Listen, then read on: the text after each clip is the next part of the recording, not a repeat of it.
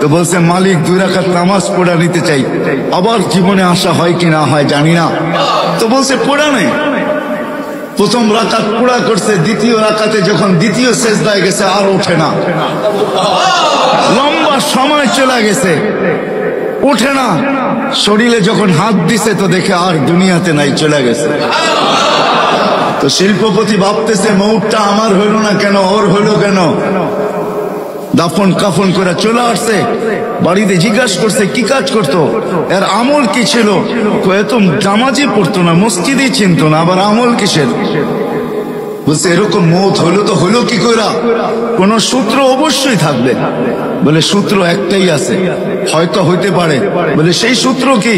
বলে ফল বেচা যখন বিকালে বাজার করে ফিরতো, তো আমাদের প্রতিবেশী এক বিধবা আছে, কিছু এতিম বাচ্চা সাচ্চা নিয়া ঘরের জন্য যা আনতো তাই কিনা নিয়ে আসতো এদের জন্য। বাহিরে রাইখা আওয়াজ দিত, বোন বাজার বাহিরে রাইখা গেছে, ভিতরে নিয়ে যাস। বলে এই আমলটাই তার ছিল। তো শিল্পপতি বলতেছে হ্যাঁ, এই আমলের কারণেই তার এই মৌত। সত্য এটাই। আমার কথা যদিও আমি বুঝাইতে পারতেছি না, সত্য এটাই। যাকে যা দিছেন। তো ওই ধনী ব্যক্তি এখনো বেঁচে আছে। সে বলে ঠিক আছে, তোমাদের দায়িত্ব আমি নিলাম যতদিন বেঁচে থাকবো, আর এই বিধবার বা দায়িত্ব আমি নিলাম যতদিন পর্যন্ত বেঁচে থাকবো।